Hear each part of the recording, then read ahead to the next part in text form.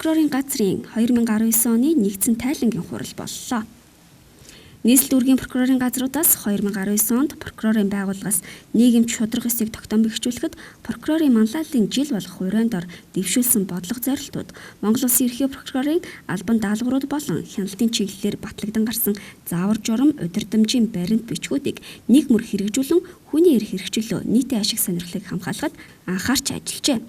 За прокурорын байгууллагаас прокурорын хяналтын чанарын үр нөлөө дээшлүүлэх, за хууль ёсыг чанд сахиулах, хүний эрх хэрэгжүүлэх төрчүүлэхгүй байх зорилтын хүрээнд дээждний прокурорын зүгээс бол давхар хяналтанд орсон болон удаашрсан хэрэгүүд мөн хэвлэл мэдээллийн хэрэгслэр нийтлэгдэж олон анхаарал татсан хэрэгүүдийн шийдвэрлэлтийн ёс байдалтай танилцсан шийдвэрлэх арга замын удирдлагын зүгээс арга хэмжээ авч шийдвэрлэлтэнд нь бол хяналт тайван ажиллалаа. За 2019 онд прокурорын байгууллагын зүгээс авилга албан тушаалын гэмт хэрэг, мөн хүрээлэн буй орчны эсрэг гэмт хэрэг болон за мансууруулах бодистой холбоотой гэмт хэрэг зөрчилдөд тэмцэх жил болгон зарласан байгаа. За нийслэлийн хэмжээнд 2019 онд бол албан тушаалтантай холбоотой гэмт хэргийн 57%-ийг, за мансууруулах бодистой холбоотой гэмт хэргийн 85%, мөн хүрээлэн байгаа орчны эсрэг гэмт хэргийн 83%-ийг тус эцэслэн шийдвэрлээд байна. За нийслэл дүүргийн ерөнхий прокурорын дэргэдэх зөвлөлийн хуралдаанд 4.3%-аар, за улсын ерөнхий прокурорын газраас өгсөн үүрэг даалгавар 12.9%-аар, за мөн иргэдээс ирүүлсэн гомдол хүсэлт мэдээлэл өргөдөл болвол мөн 27.2%-аар өмнөх оны мөн үетэй харьцуулахад бол өссөн зүйнтэй ийм ачаалттай жил байлаа гэж хэлмээр байна. Нийслэл дүүргийн прокурорын газрын тайлангийн хурлыг видео хэлбэрээр танилцуулсан нь онцлог болсон юм а. Прокурор ажилтнууд тайлангийн хурлын үеэр 2019 оны ажлаа дүгнэж цаашаа давж хэрэгжүүлэх арга хэмжээний талаар саналаа дэвшүүлсэн юм. 2019 онд бол нийслэлийн хэмжээнд 73277 эрэгт одоо хяналт тавьж ажилласан байна.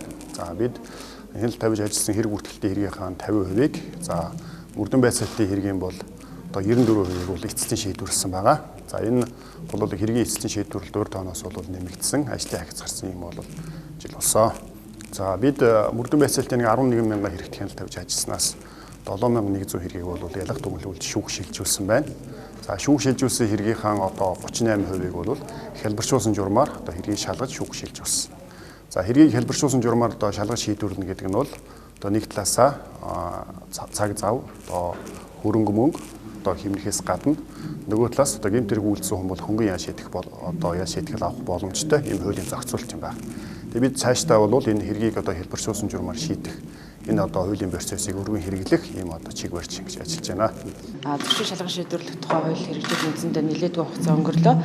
За үндсэндээ одоо 2 жил 6 сар гаруй хугацаа болсон. За энэ хугацаанд бол зөрчлийн талаарх гомдол мэдээллийн тоо жилээс жил ирэх тусам одоо өсөх юм хандлагатай байна.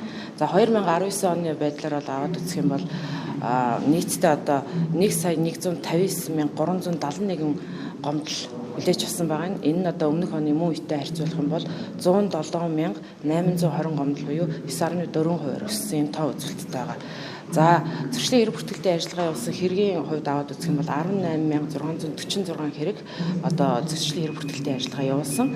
За энийг мөн оны өмнөх үетэй харьцуулаад үзэхээр одоо нийтдээ 922 буюу 5% өссөн юм байгаа. За ингээ 2019 оны тоо үзүүлэлтээр аваад үзэх юм бол нийт 1,56,092 зөрчил буюу нийт гарсан одоо гэмтрийн шинжтэй зөрчлийн шинжтэй гомдол мэдээллийн 92%-ийг нь хялбаршуулсан журмаар шийдвэрлсэн ийм тоо үзүүлэлт байгаа.